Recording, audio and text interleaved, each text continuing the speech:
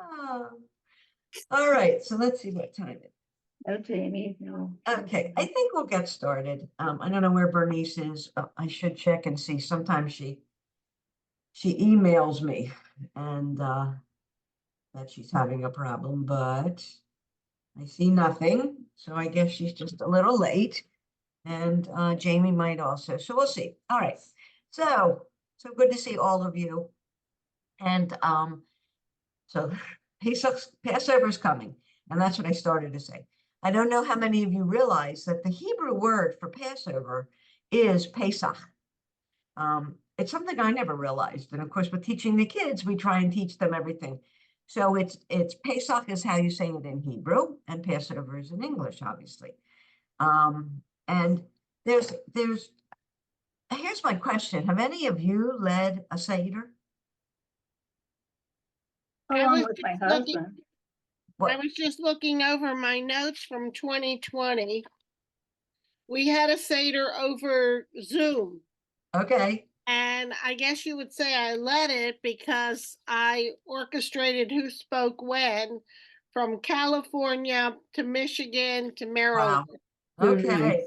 That's great. That's great. I'm glad you did it. And Marcia, you say you lead it with your husband? Well, yeah, with my husband. Well, and I think this year my son's going to have to lead it. My husband's sort of slipping. So my son will probably lead it this year. Okay. All right. So Well, I'll tell you, my husband used to lead it up in Baltimore, and we used the old Manischewitz ones, which maybe some of you still use. And when we got down to Florida, I made a change. I wanted more. So I said to him, I'm doing it, and that's it. And he didn't care because he wants it to be fast. He wants to eat. That's what he wants. So the kids, it's great because they'll, will do other things. So I've changed it around a little bit. I have a Haggadah. This is the one, oh, you may not be able to see it. Let me take my back screen off and I'll show you mine. You have to, whoop, here we go, none. Now you see my thing. This is the one I use. It's called, it's from the Feast of Freedom. And when the Manischewitz had so many wine drops, my son said, Mom, you need new ones. So he bought me these. And it's got a lot of artwork in it. It's got a lot of midrash. Midrash meaning, yeah, you've got the same one, Arlene. Midrash meaning, I'm going to put my screen back on. Midrash meaning that a lot of interpretation, a lot of stories, a lot of different things. But the particular thing about Passover is obviously that you have a Seder, and Seder means order, and there is a certain order that you follow when you're doing a Seder.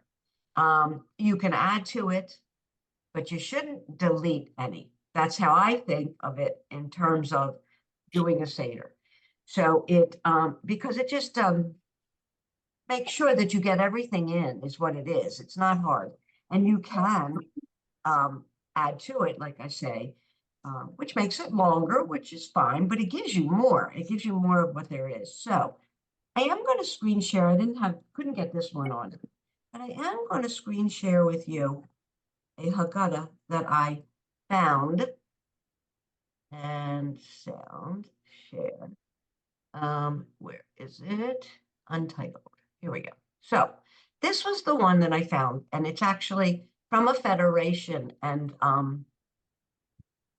okay, so it's from the federation. Do you all see it clear enough? Make it bigger. Okay, so technically it says here, for more information, you can go to any of these sources and put in Seder, and you've got Reform, Conservative, Orthodox, Reconstructionist, and Chabad. And I would think that since this one, you'll have a renewal also. Renewal is a little different than Reconstructionist. So, but it is nice the federations made that. So here we go with preparing for the Seder. And I don't, before we do that, I will say, I don't know how many of you do this, and I didn't do it when I was in Baltimore all the time. I did it toward when the kids were more in religious school, and I don't remember if my mom did it, but I think she did, is searching for hummus the morning of. With my kids, I used to take like a feather that I had and a scoop, and I would place some crumbs around, and they would go searching for them. So truly, I didn't do this with my grandkids because it was a little harder they're in another house and everything. But we would go and search for hummus. And then I always do, I'm going to stop share. I always do burn bread on my grill. I take a piece, I tried doing it on the ground. It didn't always work.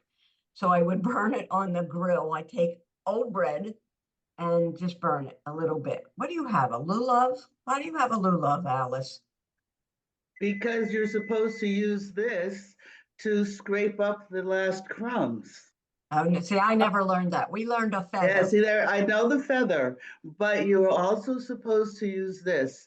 And what some households do is they will put like a little grouping of crumbs, like under a bed or someplace for the kids to find.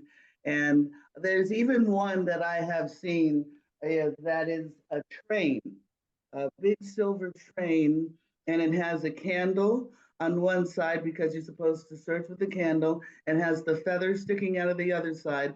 And it was a fortune, a fortune. It's not easy to be Jewish. No.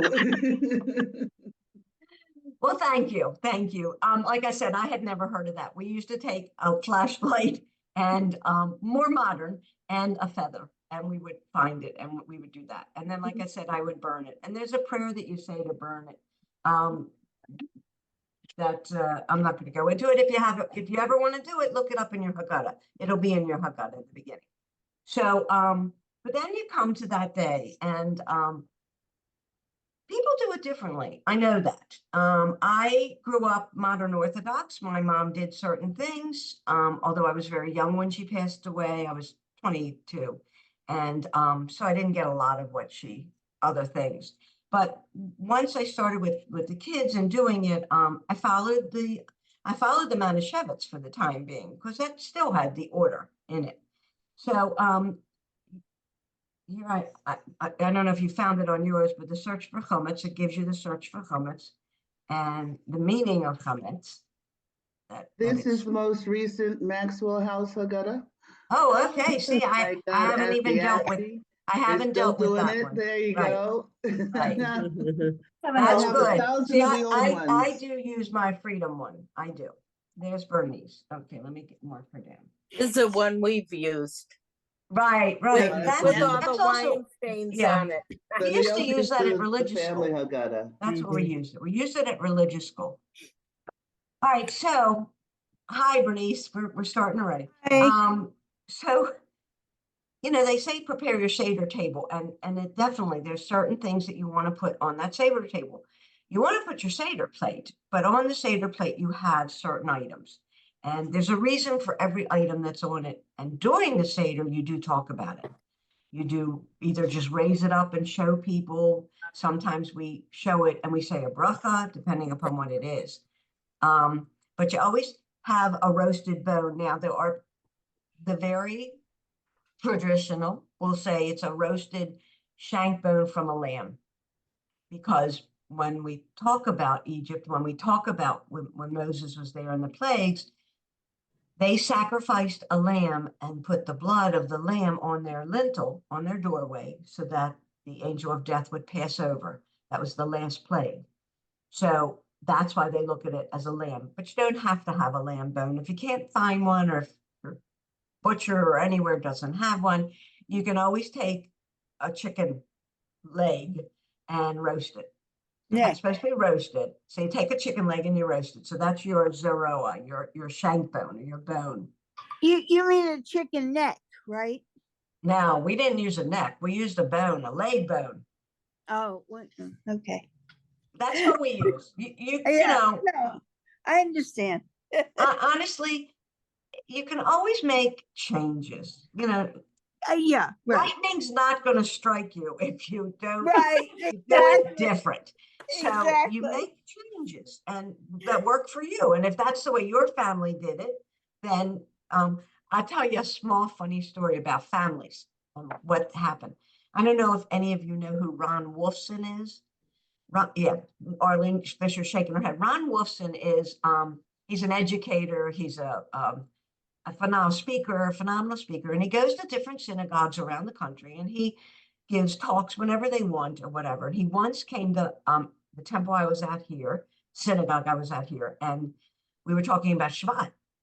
And he said he watched a woman do Shabbat candles, and the candles were set, and the woman goes, "Kaka, kaka, kaka." And then she says her bracha, but a little differently. So he goes up to her and he says to her later, "What was that?" She said, "That's all I could remember my mother doing, because my mother didn't know Hebrew. So she would just say, kaka, kaka, kaka." And so that was okay. I mean, I made up something that I say in English, so the family hears it. I say for the world, and it's the 3 times that we usher in the light for Shabbat. Right. For the world, for the Jewish people, and for my family and friends. That's what I say. But it was so funny when he goes, "Kaka, kaka, kaka." So you're gonna hear different things. And it's never too late to create new traditions. And it's never too late to teach your children and your grandchildren new things. So yeah, that was that. But we do use a shank bone. We use a leg bone from the chicken. All right, the next thing you have on there is the karpas, which is a vegetable. So we use parsley. Some people use other types of that. They'll use lettuce sometimes. And there's the bracha we'll say over that. The charoset is another thing you have on your Seder plate. It's the mixture of chopped nuts. It says apples, wine, and spices. I have a Sephardic recipe that I've made for a long time that does not have wine in it. It has orange juice in it. And I had a friend who used to come who was an alcoholic, recovering. And so I started making that for him, and everybody loved it. So we ate that. So, but I have my son-in-law, God bless him, he likes the old-fashioned wine, apples, cinnamon, and nuts. So I make that for him. And he eats that. He's happy. The beitza, the roasted egg, is a symbol of the festival offering in the temple. And people don't realize we don't really say a bracha over it. We just have it there. We roast an egg, we hard-boil it and roast it.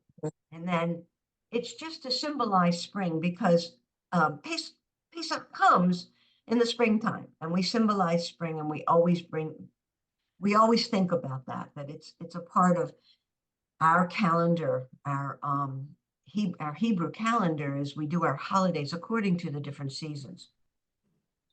The maror, which is the bitter herbs, most people use horseradish, but I did a Seder for my religious school kids, and I didn't want to put horseradish out.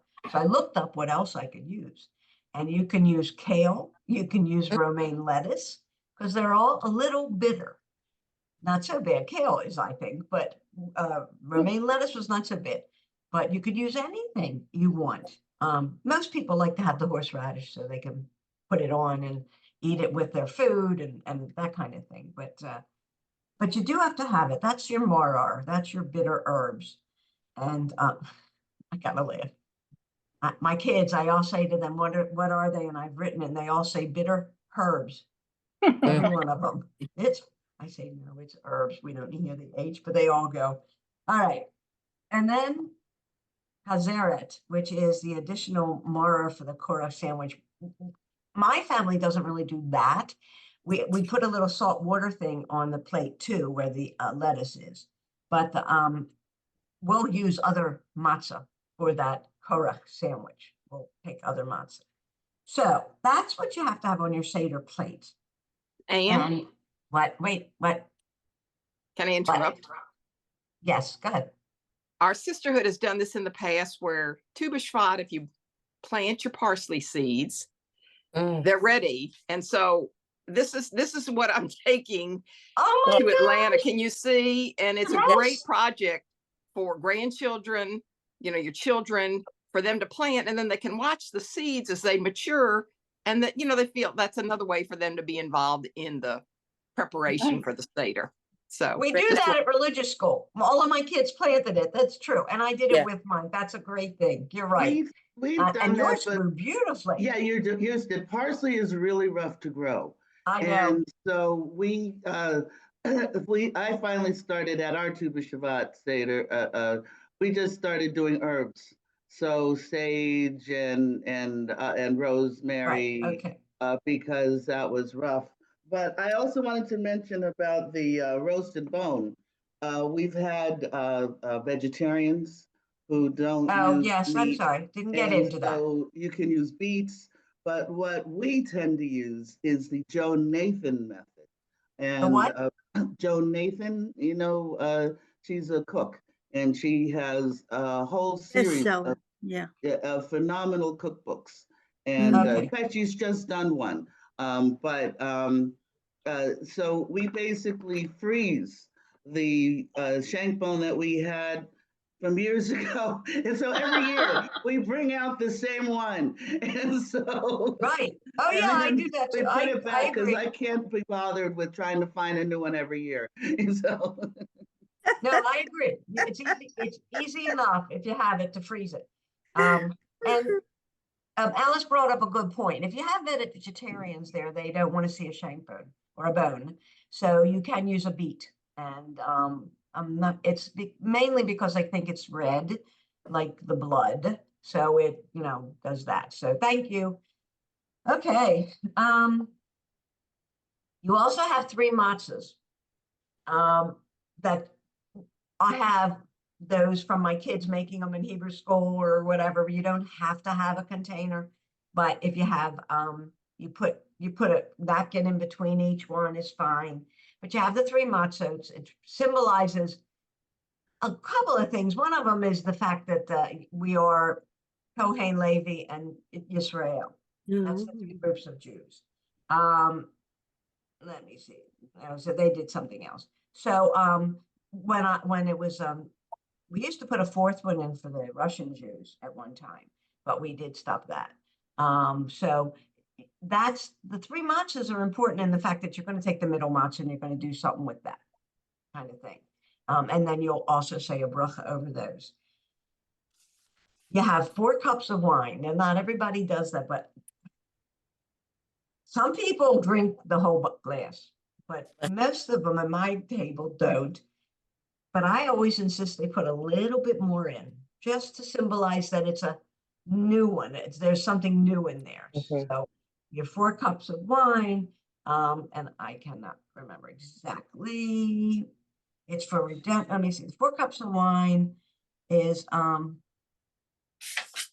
there's a meaning to it, and it means, wait a minute, what did I do with the kids? I forget, but it's, I take you out, I redeem you, I bring you through the, I take you out, I'm sorry, ladies, I forgot to keep it here. And I know I have it somewhere. Alice, you remember it? Why the 4 cups of wine? It's to, I redeem you, I bring you forth. I'll look it up, ladies, and I'll let you know. I know I have it somewhere. And it's hard to remember. I always have a problem remembering. Okay, all right, but you have 4 cups of wine. You can use grape juice. Grape juice is made from the grapes, from the fruit of the vine. That's the bracha we say for it, from the fruit of the vine. And you always have salt water on the Seder plate. I put it on the Seder plate, but I also give everyone a little plastic dish of salt water because they're going to be dipping into the salt water. And so you're going to say the bracha then over it. An Elijah's cup is important to have, and I'm sure you all have it. You have an Elijah's cup, and our Elijah's cup is empty. And when it comes time for the Elijah's cup, I pass it around and we say, we are all part of the redemption. We are all part of bringing this world into a better place. So everyone pours either wine or their water or something into the Elijah's cup. And then we put it on the table, and then someone goes through the door, the kids, the kids are too old now. My kids are all too old, grandkids. You can't fold them anymore with somebody dumping it out and it's, oh, look, it's gone. But I do that where I make sure that everyone feels that they're a part of it, because we are all a part of creating this world and making it a better place. The other thing I have on my table is a Miriam's cup. And the Miriam's cup has water in it. I put water in it already, and we talk about it. Because Miriam, although she's not really mentioned in the Haggadah, we know she was in the story. The Haggadah really doesn't mention very many of the women. That's why, for the most part, a lot of the Rosh Chodesh and a lot of sisterhoods are having women's seders to bring us aware of all the women that were involved in the Exodus. And if you think about it, they were so important. You know, Miriam was not only, she was always associated with water because first, when her mother gave birth to Moses and put him in, she watched him. She stood on the bulrushes. It says it in there that she watched him to make sure, and that he was found by Pharaoh's daughter. Then she was when they were in the desert, wherever she was, there was water. Water would come. She was always associated with that. Also, when it came to the Sea of Reeds, and they did finally go through and the water parted, she led all the women through, and joyously. They were scared. You have to think about, realize that it says it little bits and pieces in there, that the people were frightened. They, here's this water, Sea of Reeds, what they call the Red Sea, but it's actually technically the Sea of Reeds. And, they're going to go in it and drown. So and there's all kinds of theories that, how could this happen? But I think one of the theories that's a legitimate one is that it was low tide. And you could walk through it, maybe getting your feet a little wet, but it was low tide. And then once they crossed and the Egyptians came through, tide came back, the water came back, and that's what drowned them. I will tell you something else I learned. Wait, Alice, wait 1 minute. They do archaeological digs in Israel all the time, everywhere. They did an archaeological dig looking at parts of the Sea of Reeds that had dried out at spots, and they found chariot wheels and parts of chariot wheels. Legitimately, they found these. So if you want to believe it or not, that they went through, that the chariots followed them or not, that's for you. But the archaeologists believe that some type of chariot went through that water and was the water rushed over them because it was found. I don't know if they found bones of bodies, but they did find that. Alice, what do you want to say? I not only have a Miriam cup, I have a Miriam jug. And the Song of the Sea, you're supposed to sing at service in Shacharit, which is beautiful. But the 4 cups of wine, the Midrash suggests that these cups alluded to the liberation of the Israelites from Pharaoh's rule. Then there is God's promise to take the Israelites out of Egyptian slavery in Exodus 6:6, and in which there are 4 terms. So Barbanel says the 4 historical redemptions of the Jewish people: choosing of Abraham, Exodus from Egypt, survival of the Jewish people throughout the exile, and the 4th, which will happen at the end of days. Okay, thank you. It's 4 things. I knew that. And I knew it was all about taking us out and getting us there, taking it. Okay, thank you. All righty. Let's go back to this. Let's go back to this one. It's easier if I screen share and you see it. I'm talking too much. All right, so here's where they prepare and they tell you all about it. And I do think it's a nice thing to have a Miriam's cup. I really do. It just brings the women in to it. Okay, so the first thing you do with every holiday is you light the candles and to usher it in. So if you are having a Seder or being at a Seder on Monday night, then that whoever's there, hopefully they will do that. And it's the regular bracha, except down at the bottom, you'll see it says Ner Shel Yom Tov. That's the difference. For Shabbat, it's Shel Shabbat. Here it's Yom Tov. which means a good day, a good holiday, that kind of thing.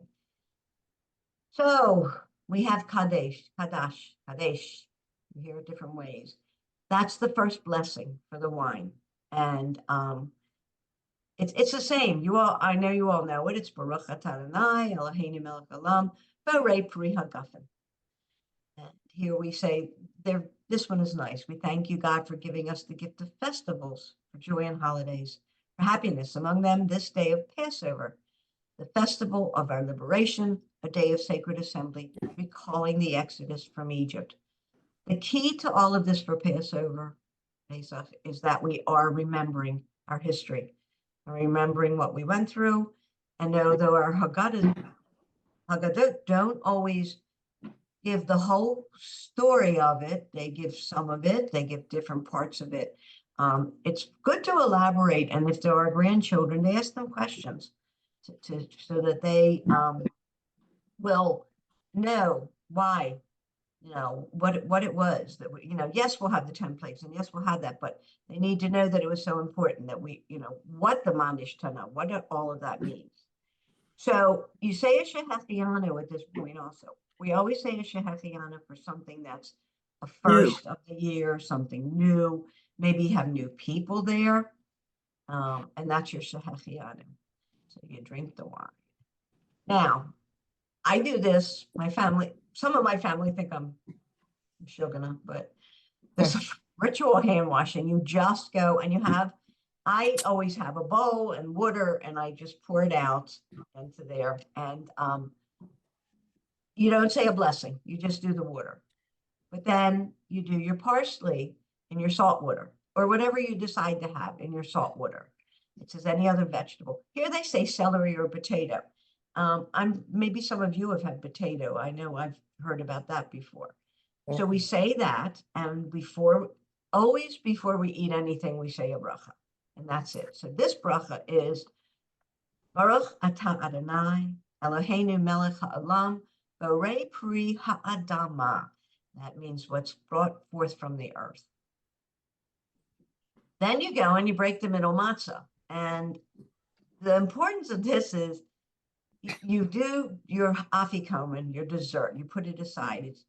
It's for children for the most part, but it still makes them aware of it and aware of what we're doing. Then the Magid, and this is where you can get into, we'll do this part first, but the Magid is something that you can really elaborate on and pull different paragraphs from your Haggadah out to read. And if you're at a Seder where maybe they're not doing it, but you feel comfortable, you can, interject. You can say, well, there's something on this page. How about if we read it or whatever? So the 4 questions, I always say to the children, how many questions are they? And they all say to me 4. And I say to them, no, because it's only one question. The first one is the question. Ma nishtana halayla hazeh mikol haleilot? Why is this night different from all other nights? The rest of it is the answer. So interesting that they call it the 4 questions, but yet it's only one. And it's important that when you say it, and if you have young ones there, that you explain a little bit. We do it in Hebrew school just to make sure that they get it somehow. But when we say a blessing over the bread, and you'll see that later, but when we say this blessing, it says either bread or matzah, and this night only matzah. But we say 2 blessings, and when I come to that, I'll remind you. We say it over the bitter herbs because it was bitter then. We say it on this night. Why do we dip twice? Well, there is a reason that you dip twice, is that generally you don't dip at all, and dipping twice reminds us of the tears, reminds us we're using the salt water. So it reminds us of that. And that's when we said that up top. We said that with the salt water, I'm not going to keep going. We said it with the salt water to remind the children that there were tears, that people were crying because it was sad. They were slaves. So now here's where we get into a lot of the midrash and a lot of the story.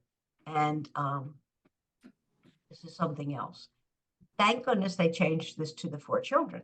I don't know what the Maxwell house has now, but it did have 4 sons, and everybody else had 4 sons. So when us who are liberated finally said, nope, it's either for women or it's for children. And we make it for children. And it's just good. You've all heard it, I'm sure, and you've read it. And if you have it over, because it's a good part of it is instructing our child. We teach our children. The wise one asks, what do these laws command us? We tell them. The wicked child, there's always someone who's kind of negative. So you don't really want to be negative back, but when the parents should answer is because of what God did for me when I came out of Egypt, especially me and not you. If you had been there, you wouldn't have been redeemed because of the attitude. So you hopefully have no one like that, but they bring it up because there are people who are kind of negative and don't believe that Judaism is a part of who they are. But Yeah, they're Jewish. usually though, my husband will get it, or my son, or my friend's son. And so we always enjoy laughing at whoever gets the wicked child. Yeah. Yeah, I know. And I then know. We do that too. We do and that then too. I got the Santa Cruz Haggadah, which does not do that. And the child who doesn't know whatever, and everybody's like, I want the wicked child back. So, You're right. So then you have the simple child who says, what is this? They don't understand. They don't know. And you explain to them as easily as possible. God brought us out of Egypt. We remember that day. Tell them. And then the child who does not know how to ask because there are little ones always there or could have been there. And you tell them on that day, we remember.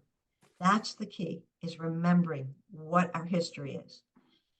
So as we go along,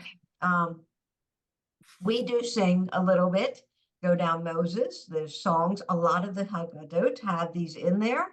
And it's fun. If you have children there, it relieves it a little bit. I will tell you something else I finally learned, I don't know how many years ago, not many years, but I finally started putting vegetables out around the middle, just passing them because they do get hungry. And I also put a hard-boiled egg on everybody's little plate. And they always say, can we eat it? I said, yes, you can. Because if you're going to let your Seder go on and you're going to tell these children and these families and the adults, you have adults who are like this too, have to eat, they're starving. So give them something. There's nothing wrong with eating in the middle of the Seder, having something.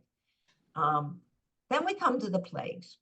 And I feel it's very important to say it in the Hebrew also.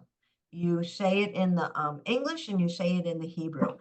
And this is where you take 10 drops. Every time you say it, you either put your finger or a knife or a spoon in the wine and you put it on your plate. Here's the key. We don't put that in our mouth. We don't suck the blood off, the wine off of the spoon. We don't suck it off of our finger. And the reason being is these are the people who died in Egypt were still God's children and we're still important. And we don't want to be happy that this happened. It is serious. It happened, I believe. And, but we don't want to feel any joy. And wine will make us feel good. A sip of wine makes you feel good. Even if you're not a big drinker, it will. So just make sure you say all of them in the English and the Hebrew. So I don't know how many of you will have children there, but I do a plague thing. And for almost all of them. And I do, I have a pitcher that has clear water they can see, and I have a pitcher they can't see in it, and I have put water in it during Pesach, I use beets, because I can't find red food dye, and I make it red as it'll be. And then when I say blood, I pour the pitcher with the dye into the water, and it like spreads out, and they go, oh, look at that. So I have frogs. They have these at almost every Judaica shop. So I have frogs and I throw them around. I got little snakes and things for the vermin or little bugs. I have beasts. I have tigers and lions that sit on the table. And cattle disease, which means that they die, dever. I have lots of cows, and I tell them to push them over on the side. They just push them. For boils, I use little white dots, that you put, sticky dots on you. For hail, we use ping pong balls. For locusts, we find little plastic things. For darkness, I give all of them sunglasses. And then for the last one, I don't do anything. I just say it. And I have learned to start saying to my religious school kids, it was a slaying of the firstborn of cows and sheep and humans. And so it was every firstborn, not just human beings, not just a firstborn son. It was the firstborn of the cattle, and it was the firstborn of birds, and it was the firstborn of everything there. So, and that's the one that finally Pharaoh said, go. All right, so. I wanted to mention another way of helping kids stay involved. There's a Sephardic custom that you well, there is somewhere you keep a piece of the afikomen in your pocket for good luck all the time. But they would put the afikomen in like a napkin and put it on their left shoulder. And they would say, where are you from? And the person would answer Egypt. And the leader would say, where are you going? And the person would respond Jerusalem. And the leader would ask, what are you carrying? And the person would respond matzah. And then you give it to the next person. So everybody kind of acts like they're carrying something. And sometimes, you know, they would like have the kids like put it on their shoulder and walk around the table. And okay, so, that's good. That's good. It is true. You have to keep the kids engaged. So Dayenu is a fun one. And I will tell you, we've brought it down to the first one and the last two, or the next list. We say, brought us out of Egypt. Hotzi anu mitzrayim. We brought us out of Egypt, and everybody sings Dayenu. And then there's one that says, he had given us Shabbat. If he gave us Shabbat, that would have been enough. And then we say, if we had gotten, it's not in here, the Torah, then that would have been enough. And I don't even see it in this one. Interesting. But it is in mine, and I'm sure it's in most of them. So you can just say it. Let me see how we can do it. Ilu hotzi anu mi mitzrayim. It's different words. Yeah, Dayenu. It is different words, but it's in there. It's in your Dayenu. Just look for Shabbat and you'll see it. So then we come to the explanation of all the symbols that are on there. And it is nice. I read this sometimes, this top part or something of it. But it is important that people know that we do have to at least mention these. You know, it's one thing to have it there, but you have to let people know what it is. So the Pesach offering, we always have somebody just hold it up, the bone, and explain it. Someone reads a paragraph. The matzah, the unleavened bread, the matzah, you all know. They left Egypt so fast. And the maror, the bitter herbs. Okay, so you say blessings, then you say it over the second cup of wine. And like I say, even if you just put a drop of wine in it, it just makes it seem like it's a second. Then we get to the ritual hand washing, of which my granddaughter does this with me. She does it for Shabbat too, when she's with me. We do ritual hand washing and say the bracha for it. But then before the Seder meal, we do motzi. So here's where we do two of them. And a lot of people don't always realize. We say hamotzi, the motzi, over, it's the matzah, but it's matzah's made from the same thing that's bread is made from. It just didn't have time to rise. So that's why you say hamotzi for it, because it's here it is. Hamotzi lechem min haaretz. All that's in matzah is what's in bread. But then after that, you say it just for the matzah, because it's a little different.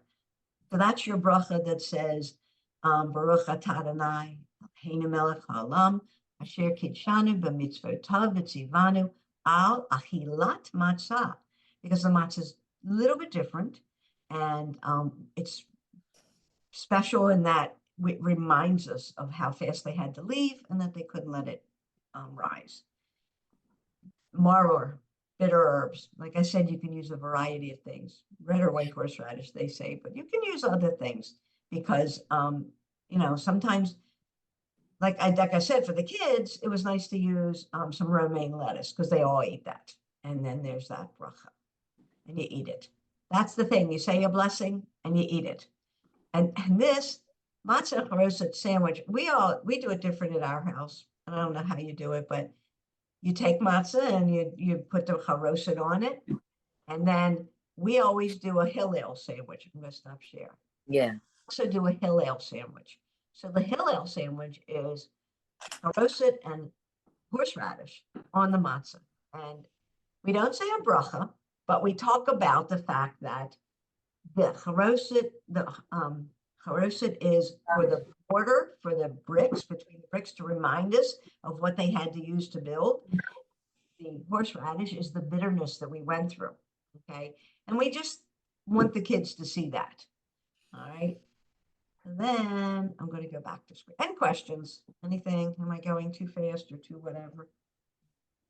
Okay, all right, but yeah. I would just share, going backwards a little bit, a family custom I started, which has really been special, is I used to have 40 people. And, you know, to set that many tables, you do the best for things to match. And I also taught preschool, so I did several things to keep the kids engaged. So, to the shock of my family, every year I used a different color permanent marker, and I had them sign their name where they were sitting at the table on the white tablecloth. And That's so now a nice. lot of the people are not here any longer. And my first intention was I was going to embroider over their signature to make it permanent. But I use the permanent markers instead because you lose the essence of their signature by sewing. So my Seder sadly will be very small this year, although I do plan to zoom in some people. So, but I am going to pull out those tablecloths, even though I don't need as many here. And one other thing, we didn't get to it yet, but since I'm talking, this is a little trick I Right. started during COVID, where I made a matching envelope. Of course, I have nicer afikoman bags than this, but I give one to my son in Michigan ahead of time so that I can put the matzah in, but they find it. That's nice. That's so nice. The first year I did it, they were in DC and I was in Maryland, but now they're up in Michigan, so it's even further for it to travel. And there's a 4 and a 6-year-old will be looking for it. I've already gotten this to my son. So Good. That Nice. sounds wonderful. that is That's great. great. You know, the tablecloth, I've heard that before, and it was a great idea. And I feel like it's too late for me to start it, but I Well, think that's a great idea. It one really last is. thing that I did one year, the house that I lived in that year, as you walked in the front door, had like poles dividing the dining room and the hallway. I wrapped it with blue cellophane paper to make it like we were walking through the sea, the divide. That's great. Oh, See, I have to tell you, that's great. You can do so many things. It doesn't have to be the way our parents did it, you know, nobody asked. There's so many things that, and honestly, adults like that too. That's great. That's a great thing. Very good. All right, so let's move on this. And okay. So like I said, we do the Hillel sandwich. This is my husband's favorite part, the Shulchan Aruch. yeah. Dinner. So after dinner, what people don't realize is that the afikomen is actually the dessert. So there's you are supposed to find it and give everyone a piece of it, and that's their dessert. And of course, we used to give whoever found it money or whatever. You can do whatever you want, but and if you don't, even if you don't have children there, you still use it as the afikomen. You don't have to search for it. You still use it as a dessert, and you give pieces of it. So This is something that I, Grace After Meals, which is Birkat Hamazon,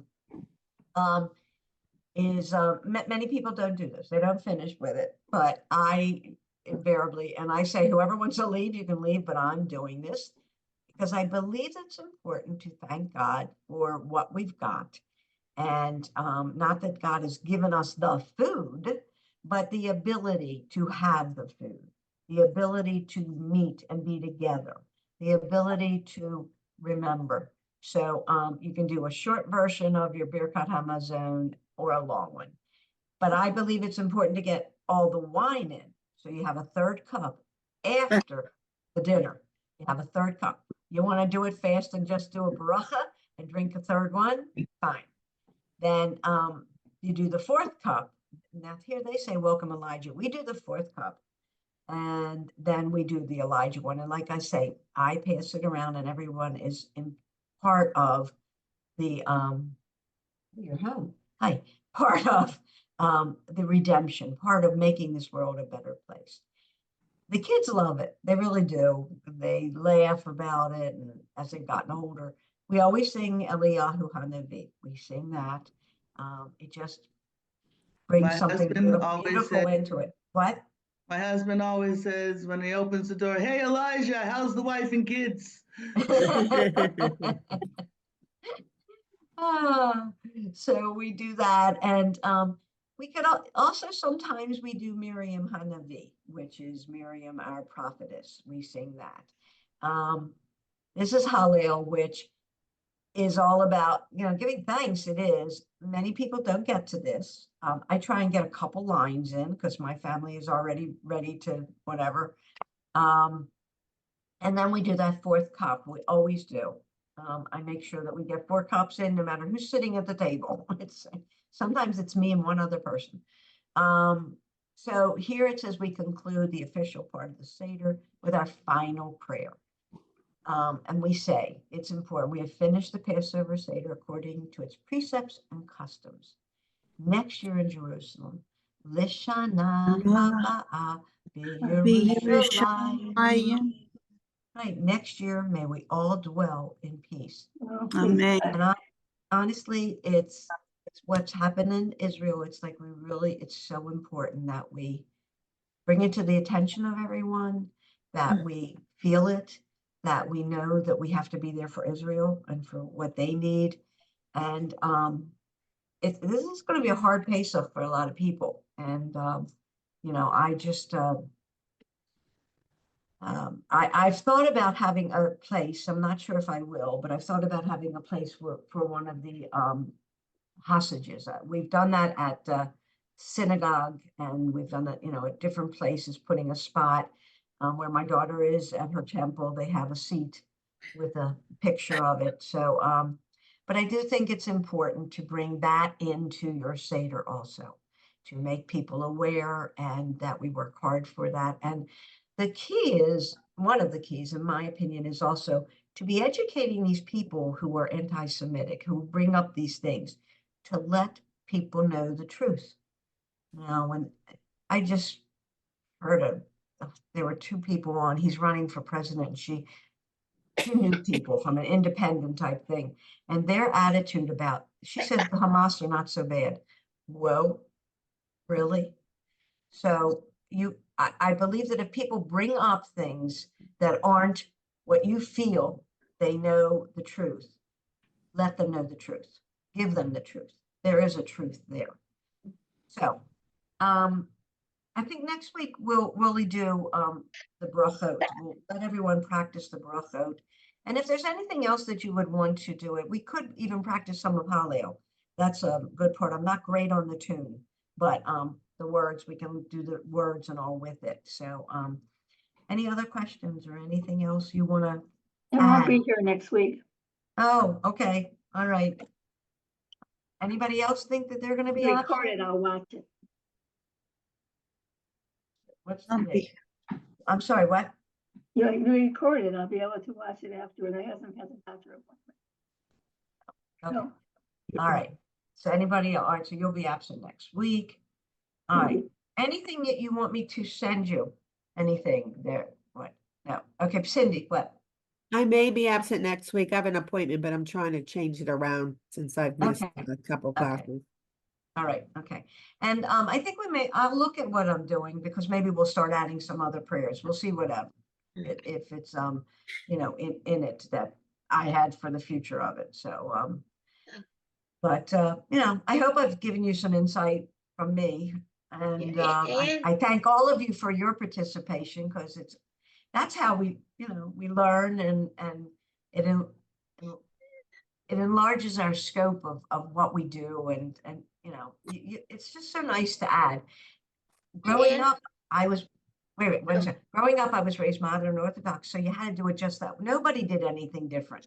It was always the same thing. It's nice. I like that I add Yeah. things. What, Evelyn? Oh, I wanted to thank you for this wonderful lesson. It brought back so many great memories, and seeing the Manischewitz Haggadah again certainly brought back memories because we've changed Haggadahs as the years have gone by, and the Haggadahs have gotten just beautiful, showing the one we use now shows Pesach around the world. It's got Ah. pictures from people in different countries. I know And you probably can't, beautiful. you probably can't see it, but in this Haggadah, which I think Bernice has it, this Feast of Freedom, there are so many here. I will stop my screen share and not my screen share, my background and effects, because you can't see things with that. So, for instance, this they have a where is it? So this is the hand of God. Oh, yeah. The artwork is just amazing in it. I love it. It's different, and it gives explanations and the 10 plagues kind of, you know, pouring down on them. And so that's what's nice is yes, you can get different Haggadot. You can get different ones. Well, here's the sea splitting. Yeah. So yes, Evelyn, it is nice to see all these different ones. I agree. And whoops. Okay. Yes, Cindy. We actually use one called the 30-minute Seder. Okay, and it actually reads at the top, rabbinically approved. This meaningful abbreviated format includes all the highlights of the traditional Seder. The gender-sensitive, socially conscious text will appeal to all ages. Rabbi Barney Kopel. And what's interesting, I just realized this morning, it opens from left to right, so it really is. Oh, that's funny. Yes. I just realized that this Wrong morning. way. Yeah. Yes. So you have a And we PJ got- library. We Right. have the PJ library, so it's a good one for the kids. Right. And it does have you know, a lot of the explanations and Right. nice To be pictures. honest with you, my Seder before the meal is about 30 minutes, that part. But see, then I add on. So that's what my family says, it's enough. But I always have someone who stays with me, who continues. And my husband will sit there even though he's not thrilled. But he will sit there. It sounds like my husband. Oh, I tell you know, it's so interesting how life is. But what, Arlene, yes. I have just a quick afikomen thing I like to share with everyone, is that the children really look so forward from the young children. Yeah. Even some of the adults look forward so much to finding the afikomen. It's a very exciting part of it. So the children were looking and looking and looking, and they couldn't find it. And my older son had to leave early. And then when they couldn't find the afikomen, my brother, who hid the afikomen, realized he hid it in my older son's backpack, and my older son was in the car on his way back to New York. That was really a distressing moment. Never put it in, and they had to call and That's funny. yeah. That is funny. I tell you, if you do have little ones there, put out some books, Passover Egypt books, books of Egypt, Exodus. You can even, you know, many people don't use electricity, but most of us do, I know. And, you know, you could put on either some music, some from Prince of Egypt. Putting on Prince of Egypt even is good for the kids to keep them occupied. You know, I don't know how little yours all are. My youngest is now 16, so this is all done. But We have finger puppets for the plagues. Oh, yeah. What, Marcia? We have finger puppets for the plagues. Right, right. Yeah. that's. I did that one year too, but then I started with actual plague things. So and my kids, my grandkids older, even still get a kick out of it because it's just fun. You know, they get a kick out. All right, ladies. Well, I think that's it for now, but this is great. And if I don't see you next week, then have a Hag Sameach, a good Seder, a good Passover. And but hopefully I will see all of you next week. And after I finish with all of you, I'm going to change my kitchen over. So I have to get that done. Have a season Pesach. Yes, Azizim, which means a sweet. Azizim Pesach. Thank you. All right, everyone. Take care. Thank you. Shabbat Safe shalom. trip, Arlene. Shabbat shalom. Shabbat shalom. Hello. Shabbat shalom too. Yes, Shabbat Shabbat shalom, shalom. everyone. I'm going to end on Shabbat shalom.